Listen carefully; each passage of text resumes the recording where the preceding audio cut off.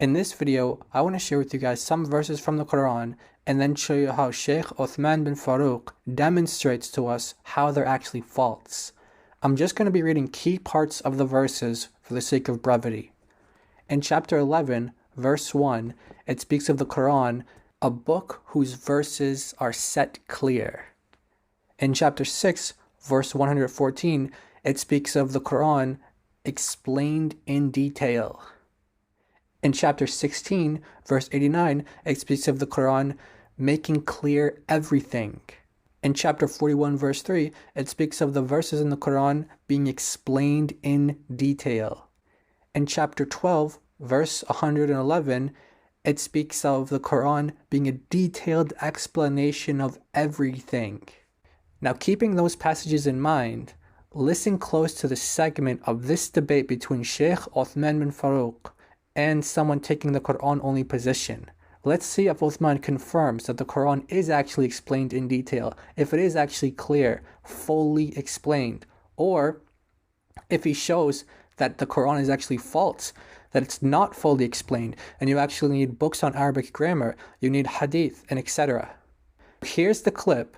Keep those verses in mind and listen close to how Uthman argues that the Quran is actually not detailed, not fully explained in and of itself. Now talk about how do you make wudu. It's Allah ordered it, right? So when you rise to make salah, you wash your face, right? How much of the face do you have to wash? Let me go back to the verse. Go ahead. Yeah, it doesn't specify here. So what do? I don't really see that's the thing. I don't think it. You don't. No, I do. I just wash my face. I don't measure how much. How do you wash your face? No, I mean, do you wash the whole face? You just splash water on your nose? I mean, the face is. You could just put water right here. That's kind of. You just do whatever you want. Yeah, it's not specified in the Quran, so. Well, so this is interesting, right? Because the order is in the Quran, but you're taking your own idea how to do it instead of taking how the Prophet ﷺ taught us. Now, who would understand the Quran better, you or the Prophet that it was revealed to? Because the Prophet ﷺ specified how to wash, right? Many ahadith on it, but since you don't believe in them, now you're making up your own way. You're saying you can do anyway. Now, for example, when you wipe your head, how much do you have to wipe? Because the Quran birusikum in the Quran, what does that mean? What does the ba mean? Is it for tab'id?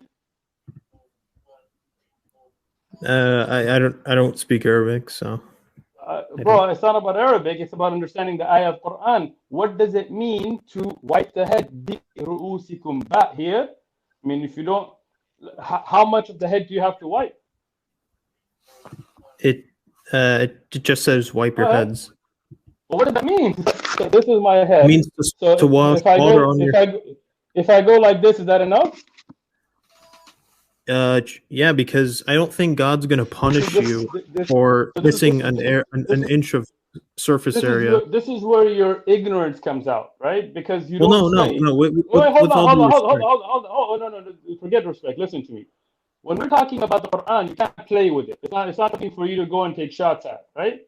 As those of you, as Brother Muhammad, I'm sure, since he's been in Egypt, and other brothers, Mansour and them, who studied Arabic, I don't know about other brothers how much, you understand there is a ba, right? If you have to understand the Quran, inna anzalnahu Qur'anan Arabiyya, Allah sent the Quran with a very specific language. And you haven't even taken the time to study the language of the Quran, and you're here trying to argue against whether you need hadith or not.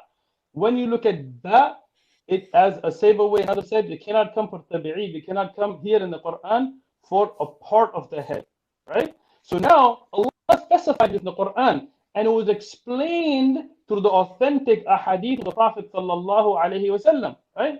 But here, instead so I have to speak Arabic. Hold on, is that what you're saying? Let me finish. So instead of trying to understand the Quran itself and the language of the Quran and going to the scholars who study and the Prophet sallallahu alaihi wasallam, the one that the Quran was revealed to, without seeing what he explained about it, you just made up your own idea. And that invalidated your wudu because you didn't do wudu correctly. If you didn't do wudu correctly, your salah is not accepted.